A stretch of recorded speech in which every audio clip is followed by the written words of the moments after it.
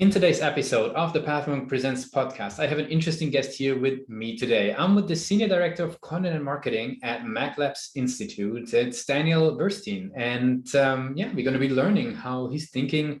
Number one, we're going to be learning what MECLABS is all about. But number two, we're going to be learning how he's thinking about content and growth and marketing, because he's been around the block when it comes to copywriting and growth. So yeah, Daniel, welcome to the show. Thank you, Lucas. Thank you. And I just want to say I appreciate that. But number one, what I want for the audience to get is number one, they get a takeaway to improve their own marketing, to improve their own content. So yeah, we can talk about MECLABS and me, and I'd love that. But really, we need to talk about them, the audience, and how we can help them. That's what excites me about this podcast. I love that. That's actually what it's all about. But let's not jump over MECLABS yet. Give us an insight, what it is at least. We need to get a feel of, what is it that you guys are working on and who you're serving. Sure. So we serve the marketers and entrepreneurs of the world. So MECLABS is a parent organization of Marketing Experiments and Marketing Sherpa. And through Marketing Sherpa, we publish tons of free case studies with your marketing peers and your entrepreneur peers, your e-commerce B2B peers, to help you see specific examples, give you ideas for improving results. And through Marketing Experiments, we publish the patented methodologies that our parent organization, MECLABS Institute, has created. So our founder, Flint McLaughlin, created a series of 10 patented methodologies to help marketers improve conversion. These are repeatable processes that have been proven to work through testing. And then through MECLABS, a parent organization, we have a conversion rate optimization course we're just about to launch at meclabs.com/fastclass, where you can learn these methodologies and apply them to your own websites, your own company at no cost. Is fully underwritten by MECLABS. And also through MECLABS, of course, we can come alongside you and help you in any way you need help. We have those paid offerings as well. But a lot of free content, a lot of free helpful training and content to help the marketers of the world. Very cool. Maybe tell us a little bit about sort of the company. Is it like, is there like a B2B element to like companies, get you guys on board as well? Or is it purely the individual marketers who are signing up? Maybe tell us a little bit about that. Yeah, so, well, the reason I mentioned marketers is because, yes, Lucas, we have these constructs we call companies and B2B and organizations and all this thing. But at the end of the day, it's you, the marketer, that are actually making these things happen. And so, yes, we focus on the marketer, how you can improve your career, how you can improve your results. Now, of course, these marketers live with inside companies, B2B companies, e-commerce companies, nonprofit organizations. And yes, we help across the board all of these groups, because at the end of the day, what we're trying to do is understand, why do people say yes, right? And that is a very, very broad answer that can be applied to any company. It can be applied to anything in life. I've used that in college recruiting. I've used that, with my own children and my wife, and just to understand that other human being on the other side, which in business we call a customer, but there's many other relationships we have in life too, where we have to understand the other, how we can serve them, and how we can get them to see what we're trying to show them, so they can say yes and ultimately get what we call in marketing a conversion. Yep. Very cool. Okay, that gives us definitely an insight who you're serving. So now I want to ask you, because I think that's curious. How do marketers who are notoriously busy, but also notoriously reading a lot online, how do they hear about MECLABS? Like, what's the sort of the path that they walk through in order to get to know you folks? Or in other words, what are sort of the channels that marketers get to know about you folks? Sure. So our goal is first to help others to serve others. And so a lot of marketers discover us through Marketing Sherpa, Marketing Experiments, the free training on MECLABS. We're putting out all this information to help them do their jobs better. So this model has been called many things. It's been called content marketing. It's been called maybe even a freemium model, because really 99% of the people marketers that engage with one of our brands like Marketing Sherpa, they never pay us anything. And our founder, Flint McLaughlin, pioneered this really in the early days of the internet. These brands have been around since the turn of the century, which is a funny term, but since, 99, back then when the internet was just starting. So we've kind of got a long history and a long heritage. And so they'll find it through, traditional, it's Google search. They'll find it through social media. They'll find it through word of mouth. They'll find it through very, very interesting. I was looking at some of our customer journeys to the point of actually getting to a paid customer who's interested in one of our quick win clinics or services help. And I see sometimes I'll look at their LinkedIn, and then I'll look at in Pardot, which is a marketing automation tool I see they start a new job, and boom, then they go within the first month and they sign up to the Marketing Sherpa newsletter. And then, hey, they started another job, 2 years later, and then they go to the Marketing Sherpa newsletter. So, to answer your question, at the end of the day, we're not one of those organizations that is out there really using paid media and those tactics. We're out there first trying to serve others. And through that, there's that magnetism, inbound, whatever you want to call it, they find us, they learn, they help, and then sometimes right away when they read something or watch a video, or sometimes it's 3 or 5 or 7 years later, they're like, hey, I've always wanted to work with you guys. I've been reading your content for years. Now I'm in a position where it could really help if you came alongside us, helped improve our value proposition, helped improve our conversion, helped us with our testing. Very cool. Okay, so super interesting, actually. Now, what I want to ask you, because obviously, people learn about MECLABS. Like, how do you think about the website? Like, in so many different scenarios, it plays a very different role. Now that they're hearing about you guys, probably heading over to your page. Like, how do you think about the website? What role does it play in that orchestra of somebody starting and getting to know the concept? I think the problem with websites today is we think of them in very technological terms, right? There's these tools we can put on, there's these software, this tracking and all of these things. But at the end of the day, what is that website? Really, it's just a conversation between people, right? Like you mentioned the yeses, the little yeses that people have to go through. We call those micro yeses to get through to a final decision. So if you think back in the day of a storefront, right? It used to be, probably 100, maybe 150 years ago is a more traditional thing. You'd walk into a store, it would be the neighborhood store. Maybe that person would know you and you'd have a conversation. And that's really what we try to use our website for. So, the homepage, it's kind of the front door to your store, it directs them to the different places they want to go. We have content, which is where like, hey, you come in maybe to an electronics store, you're just kind of kicking around. You want to learn what are the best speakers, you're talking to the salesperson, you're learning these things, you're helping, you're getting greater knowledge, maybe not buying anything. And then ultimately there's the landing page. And that's that more direct conversation probably with a salesperson where you're communicating a value proposition, you're telling them about the product, and you're helping them understand if it's a fit for them. And if it is, then how they can take the next step. Awesome. Very cool. Okay. And but obviously being in content, being in marketing, like typically the people are super critical about their own website. There's always something to improve. I don't know if I had somebody on the show who said, this is the website, it should stay like this, it's performing like absolutely amazing. There's always that evolving movement around the pages. How do you think about like what is sort of the key strength, you'd say, of the page at the moment versus where do you see the biggest room for improvement and development? Well, I think the key strength is something that, we're not doing today. I think, like I said, more than 2 decades of delivering to marketers and entrepreneurs that promise of helping them do their job better. That's the biggest strength. And that gets to when you have to look kind of beyond the page and what's the brand behind it, right? And what's the promise you've made over time and how can you build up that trust with the customer? Mm-hmm. Now, along with that, having, for us, the situation we're in, having websites that old is just, there's entropy and things break over time. And so we're constantly looking to fix things. We're also, as an organization in the digital marketing space, we've constantly changed the content and the different things we produce for our audience to serve them better. Like I said, right now, we've got a new digital marketing course on conversion rate optimization. That's going to have fast class videos and podcasts and all these things. Well, when we have all these old pages on the site, sometimes they promise something that we used to do.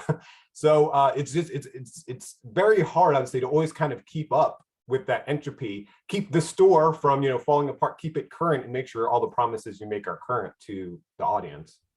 Very cool. Okay, I love that you guys are putting in a course on conversion rate optimization. Is that a topic that you're personally excited about as well? How do you think about conversion optimization? Yes, conversion optimization, again, is core to the MECLABS mission, which is, why do people say yes, right? Yeah. So we just as marketers call that conversion rate optimization. And the thing I love is it's kind of, it's growing. It's grown a lot.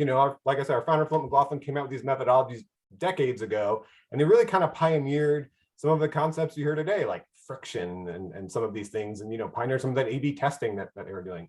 And so it's funny, I've always, in my career as a marketer, there's always been this breakdown, this bit of a dichotomy, right? There's been the brand side marketers, and I think of them, they're kind of, in the mansion, they're, on the glowing city on the hill. And then there were the direct marketers, because even before the internet, there were the direct marketers. They were writing those long forms, letters you'd get in the mail, and they were kind of down in the basement. And so it's funny, actually, Freelance had this agency at one point that renovated this old hardware store. It was very cool. But so the first floor is where kind of all the account executives were. It was gorgeous. They renovated it perfectly. But then the upstairs where the creatives worked was like an unfinished attic. And I always thought that was a great kind of also analogy for how kind of the industry looks at the brand marketers and the direct marketers. But of course, A big difference is the direct marketers were directly tied when they were direct to results, right? They had to create something and produce a result. The brand marketers love them. Branding is important. I mentioned earlier, our brands are very important. We built them for many years. Those brand marketers kind of had a little bit of fluffier metrics, didn't they, right? We've got this exposure, this brand love, or whatever you want to call it. And so at the end of the day, conversion rate optimization, it's kind of a newer and trending term. It's something that we've always done as marketers, right? The direct marketers more specifically, even back then, they were, A/B testing letters, and they were, A/B testing many different things. It was more difficult, but they were doing it. To read a great book by a man named Lester Wunderman, who's seen as kind of the father of the direct marketing industry. It's called Being Direct. Great book that it kind of goes back into how they were doing those things back in the day that are more familiar on the internet today. But even the brand side marketers, and I worked as a copywriter for many years before being in this role. And while we didn't call it conversion rate optimization, essentially with everything I was writing, I was trying to say, hey, what can I do to get that person on the other side who's reading this, whether it was back then in a print ad, or today's in an email, to be more likely to say yes, to think about, to come to the conclusion that I think would be the best conclusion for them to come to. Very good. Makes a whole lot of sense. Very cool. I think we did a nice round sort of journey around what you guys are doing, who you're serving, and how you're actually helping marketers to approach. Maybe one last thing on the topic of conversion optimization before we're learning a little bit more about yourself is what I would be curious, right? It's typically what we find on the show is that people have an interesting perspective, or everybody has a different perspective on how to figure out why people not convert. Right? Like, what is the methodology? Like, some go deep into the Google Analytics, some do heat mapping, some do session recording, some do UX tests. Like, how do you think about this? What is somewhat of a good way to approach this? So that is more in a nutshell. One question on a podcast. That is really like a whole 25-session course we're making. But I would say at a high level, as I said, you mentioned methodology. We have one of our most famous methodologies is called the conversion sequence from MECLABS. You can search, I think, meclabs.com/heuristic. And heuristic is just a thought tool. It's a way to think about something. And so, as I said, our founder, Flint McLaughlin, patented this very famous heuristic many years ago. And it breaks down the individual elements that affect conversion. So I'll say it at a very high level, and we can kind of mention how you can learn about these things, because I'm sure we don't have time to get too deep into it. Yeah. But it comes down to there's cost and there's value, right? If we just simplify everything, when customers perceive a higher value than cost, they're going to convert. When they perceive a higher cost and value, they won't convert. And cost, a lot of times we only think it is monetary, right? Paying money. But there are other elements of cost. So for example, if you're asking someone to sign up for a free email newsletter, you might be like, oh, it's free. But no, there's a cost there, right? There's, I have to take the time to sign up. I'm worried that maybe you're going to spam me, you're going to send me too many emails. Maybe that cost is more than the value that I perceive in signing up.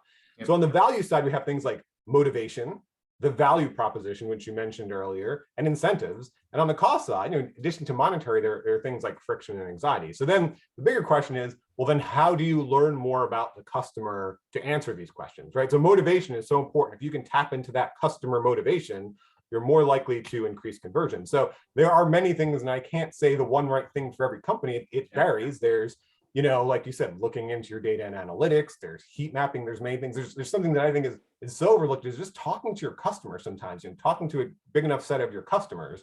And there's listening to social media, looking at forums, there's so many things. But at the end of the day, those things should only inform a hypothesis, right? I think this is where marketers sometimes make a mistake. Maybe they'll set up a focus group. People will tell them something in a focus group. A focus group is, would you buy a product that doesn't exist with pretend money you don't have? And by the way, I represent the product. You know what I mean? So it's like customers might not give you an honest answer for that reason, or they might not understand themselves, right? Because I'm sure, as you've heard many people say, we make decisions based on emotion and backfill with logic, right? So anyway, at the end of the day, these are ways we can learn more about the customer, but all this does is form a hypothesis. And the most powerful, most effective way for conversion rate optimization is A/B testing, is split testing in some way, is saying, okay, based on all this background information I got, I think this headline will perform better than this one. And I have a hypothesis behind it. But then I go and I show, I'm sure your audience is familiar with A/B testing, but I'll explain at a very high level in case someone isn't, is half of your audience would go to, let's say, a landing page, they'd see headline A, half would go to a landing page, they'd see headline B. They'd be randomly split. They wouldn't know they were being tested. They're actually going through a real conversion decision. And then you can see which actually performs better. And beyond that, with your hypothesis, hopefully, that's not just a headline, that's helping you understand the customer better, understand their thinking better, so you can serve them better, and again, increase your conversion rates. Very good. Wow, very good. That's a lot of stuff. I think if people want to learn more, they can just head over to meclabs.com, just for everybody who's listening in. That's MECLABS.com. Just making sure, so you can investigate a little bit more on the page. But now we want to learn a little bit more about Daniel. Daniel, I have a couple of questions which are maybe not so much about the company and about growth. It's more about sort of how you personally educate yourself. You know, there's a lot of content actually out there. We spoke about courses here right now. Like, how do you decide like what content to consume? Like, what is sort of a go-to place or a go-to format that you really like and you really enjoy? Yeah, well, I think I'm two levels. So I try to stay as close to our audience as possible. And, every email we send, they can reply to, we actually go back and forth. And so a lot of times, unfortunately, our audience will reach out to us and they'll honestly say, hey, I see you're talking about this or that. And you really need to check this out. And so there's that word of mouth component. But me personally, I am on the computer all day. I'm, involved in digital all day. So I really like print. I read newspapers, I read magazines, I read, for example, this morning we're about to talk about growth. I read a great review in the New York Times book of reviews about a book about platforms. And it talks about how platforms are overrated. And it's just kind of this great outside perspective. So when I want some specific information about marketing or content to improve what I'm doing, I will go into, Google, I will go into search, I will go into maybe social media, I'll ask around and find, okay, what's a specific answer to that? But I really try to remove myself from our direct industry, read a lot of print, read about many very different things, general business, just general art, life, creativity, what's going on in the world, to kind of broaden that perspective and bring an outside perspective in. And then one other thing I love, just as a creative, I love stand-up comedy. And so I love any podcast or videos or anything where those comedians are talking about the craft of stand-up comedy, because I think we as marketers can learn so much from stand-up comedians or craft, how they're trying to get a conversion. And they are, at the end of the day, direct marketers, right? They're not brand side marketers. They're on a stage, they've got a pitch, they've got a message, it's their joke, and they're either going to succeed or fail. It's going to be very clear in the data because people are going to laugh or they're not. And so I've learned a lot from there as well. Very cool. Okay, awesome. I want to launch into our rapid fire questions to wrap it up for today. Are you ready for those? Yes, bring it on. What's the last book you read? The last book I read, oh my gosh, I forgot the name, but it was about platform. I will say Small Giants, because that's the last book I remember I read. It was a book by a Harvard business professor. It was a very good book, and I forget the name, so that's really bad. I guess it didn't really stick with me. No worries. What's one single thing that your company is focused on the most at the moment? Well, launching this, conversion rate optimization course is Very good. If there would be no boundaries in tech, what would be the one thing that you would fix for your role today? I think the biggest thing is better understanding the customer without in any ways violating their privacy. What's the last thing that kept you awake at night about the company? More around development issues, because that's not my expertise. So just making sure everything is going to work smoothly. We're going to have that right customer experience, especially on mobile. What is, and that's the final one actually, if we would be doing sort of a little bit of time travel, right? And we would be sort of, going back into your first day, right? Let's say it's your first day joining MECLABS. So we have to zoom back a little bit. What's the one advice that you would give yourself for your journey with MECLABS? Launching any initiative is almost like having a baby, or getting a kitten. I will say, everyone is excited to get a kitten. No one is really excited to have the cat, right? And so there's been so many times over the years where I've been so excited to launch these initiatives. But now I said, I'm 12 years into this role. So down the road now, you either have all these things you have to keep supporting over time, or you have to choose to end of life them gracefully. And so that's been very difficult. It's exciting to launch those new initiatives, but you got to see your future self 5 or 10 years down the road and say, okay, how are we going to keep supporting this? That's a very interesting one, actually. Very cool. Daniel, really appreciate you being a guest on Pathmark Presents. And I want to give you the very last word. If somebody would be forgetting all that we discussed about MECLABS, what's the one thing that they should remember? At the end of the day, it's really about themselves. How can they serve their customer better than anyone else? I mean, I hear from e-commerce companies that are like, I can't compete with Amazon because of my margins. And I hear with B2B companies, I can't compete with the Oracles and IBMs and these SAP and these giants of the world. At the end of the day, you've got to find your niche, your value proposition, where you can best serve a customer better than anyone else. It doesn't have to be that overarching thing that the Amazons or the Oracles are doing. It's your niche where you can best serve a customer, and just communicate that value to the customer. Thanks a lot for being a guest on Pathwing Presents. Thank you, Lucas.